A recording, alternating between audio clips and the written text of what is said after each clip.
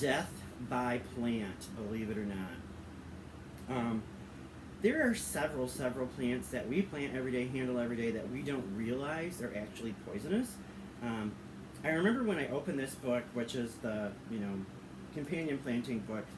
Um, the first one I saw is called rosary pea. I don't know what that is. I didn't look it up.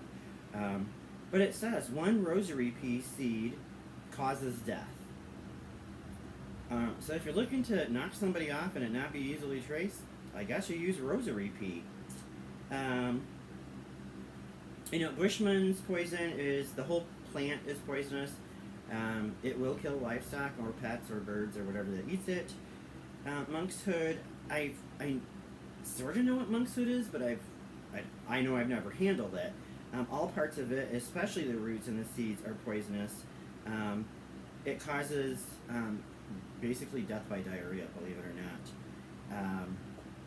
Summer Adonis, the leaves and the stems. Horse chestnut or buckeyes. The leaves and the fruit of those are poisonous, but it really makes you sick. It's not gonna basically, unless you have somebody eat way more than they should be, or they shouldn't be eating it at all. But you know what I mean. Overdose them on it, then it will kill them. Tree of Heaven, I don't know what that is. Belladonna lily, I know what that is. That's basically a moonflower, or within that family of moonflowers. And I did buy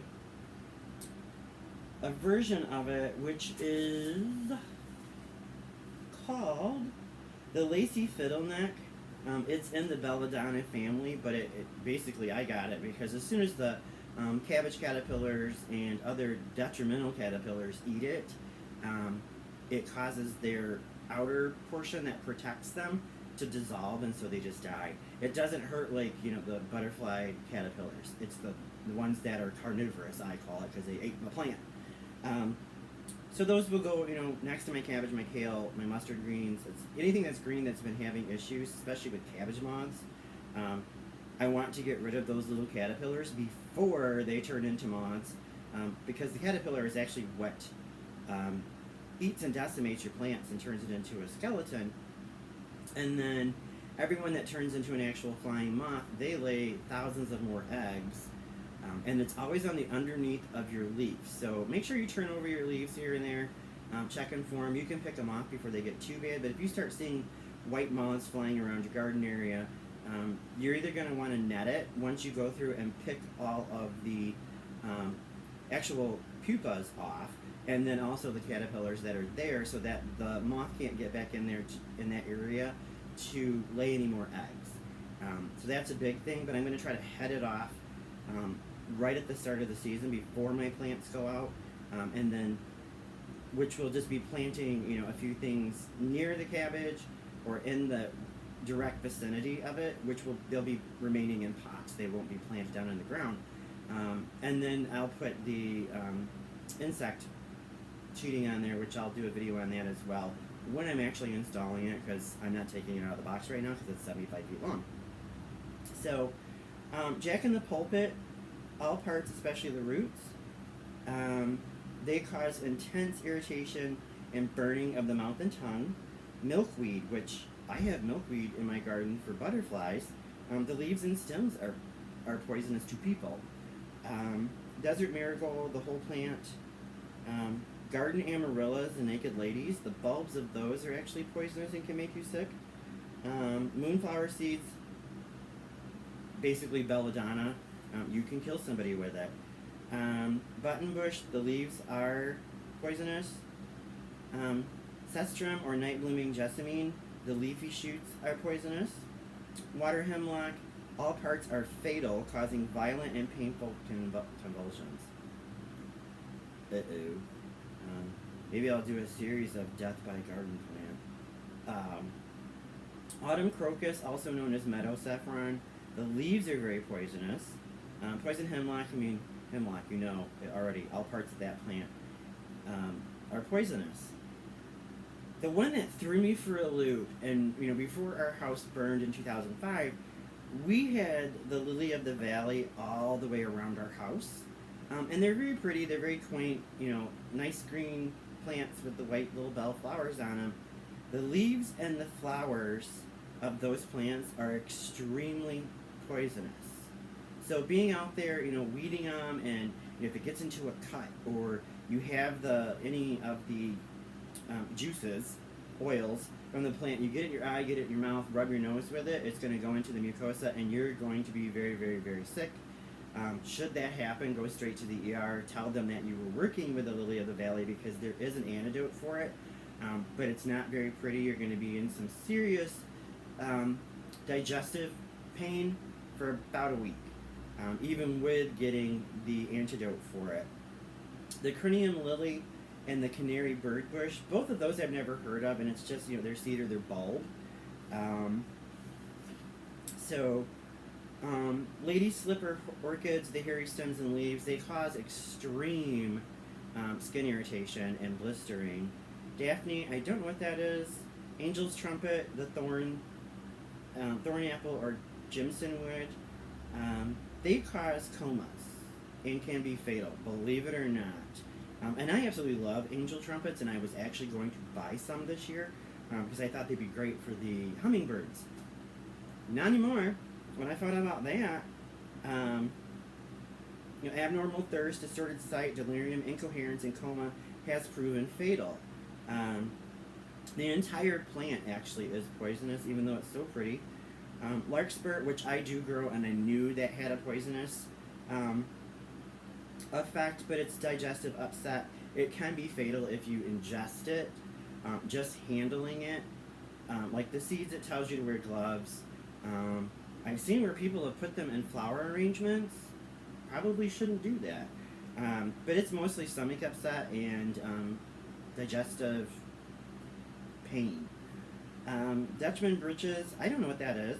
Bleeding heart. Okay, love that plant too. Mine all died, but the leaves and the tubers may be poisonous in large amounts, and it's fatal to cows. So if you have cows, don't plant that anywhere near where your cows graze. It's kind of like having evergreens by your cows. They can't digest that down. My sister actually lost 2 calves because her ex-husband had thrown the trimmings away from their shrubs over into the pasture, and the calves ate it, and within 24 hours they were dead. So, dumb cane, I don't know what that is. It just causes burning and irritation. Digitalis, foxglove, which, digitalis or foxglove, I love it, but it's the main component of digoxin, which is a blood thinner. So it can, the leaves can cause digestive upset and mental confusion, but in large amounts it is fatal because it causes you to bleed out. It thins your blood so much that you'll start bleeding from any oral mucosa will start bleeding your eyes, your ears, your mouth, your nose, your anus. So be very careful when you're handling the seeds of those. I personally wouldn't use them as cut flowers. I've seen it done. They don't last very long after you cut them anyway. But you could seriously get ill, especially if you have a heart condition and you take Coumadin, or you do take digoxin already as your medication regimen. You would overdose on it. So, and definitely I wouldn't plant them if I had children, because children see, pretty, pick in the mouth. Not a good thing. So, golden dewdrop, I don't know what that is. Blueweed, European burning bush. I have burning bushes, but I never really mess with them. I mean, I do trim them, but when I'm trimming them, I have gloves on. But the leaves and the stems of that, and the fruit, again, stomach upset, but is considered being poisoned.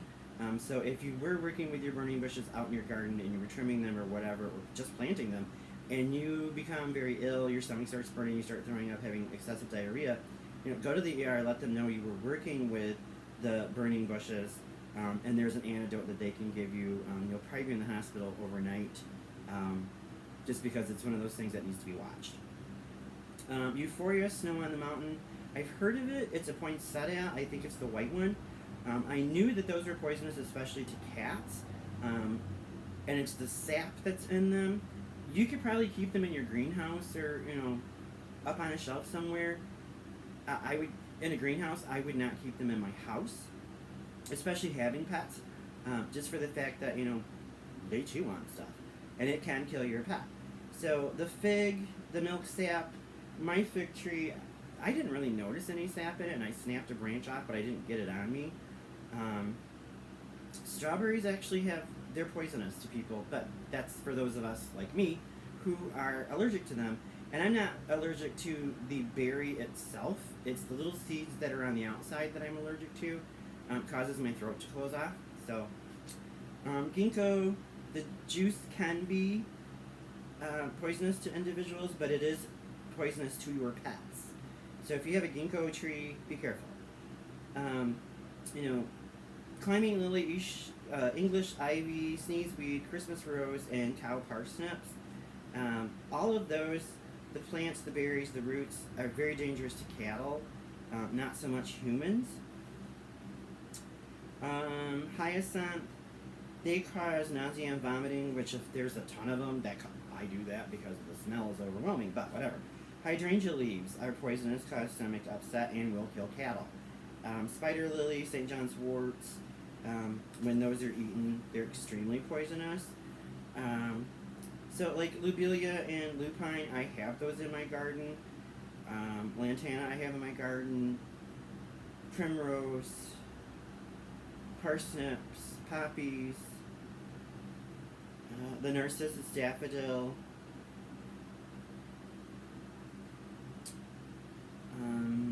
That looks to be, mistletoe. I don't have mistletoe, but that kind of surprised me.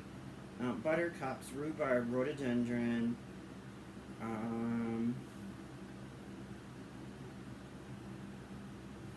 And that's it for me, that, what I have in my garden. So, a lot of them, it's just dermatitis. It causes skin irritation, kind of like you stick your arm or your hand into a stinging nettle and it breaks out and it burns, and you just can't get it off. If you do encounter stinging nettle and it burns the crap out of you, toothpaste. Colgate toothpaste on it will stop the burn and the itch immediately. Don't ask me how I know that. But, again, this is a revised and updated version, so if you wanted to know more, there's way more in here. Just to tell you, if you are having a skin reaction, you can look in this book and see if the plants you were working with is what's causing it, or did you get stung by a bee, or bitten by something else, or did you get in poison ivy, poison oak, whatever. So this book is very important for me anyway, plus the fact that it tells me what I can and can't plant together. Like I said earlier, it just kind of blew my mind what plants don't like other plants. It was very crazy. So, and some of the names of these plants cracked me up, like mugwort. I just automatically think of Harry Potter, but, and it breaks it down by root, vegetable, herb, greens, vines, bushes, etc. So, and we all know, don't eat the leaves of tomato, it's a nightshade, it's poisonous. So if you are wanting to get the book and you don't remember the name of it, just message me on the channel and I'll send you the name. And I try to send those links from Amazon, but they never work. But I will put it down in the description too when I go down and edit everything, because I've got to go back and do the other ones, because just one of those YouTube things, especially with what's going on, these last few days. They put a little bit more security in YouTube wise. So,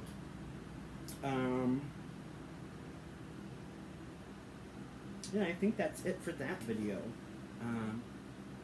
So, and if you have any questions, leave them down in the comment sections below the video. You can always see that. Like and subscribe, of course. Hit the bell so that you know when I put up a new video. I'm gonna try to keep them shorter than what they have been, unless I'm doing an intense video. Like with, there's some certain seeds that they have to be done a certain way, which I didn't know until I, started researching them here a little bit ago. And so I will do a longer video on those. And it just depends, when I start planting, I'll probably forget the camera is going, so I'll have to edit it way down. I have more things coming in. Not any more seeds. I'm done with seeds as far as it goes right now. I don't think I have any more coming in. It's possible. But next is, getting in the, weed blocks and my irrigation systems and, my drip stuff, because all of that stuff is on sale right now. So remember that. Until next time, have a good one.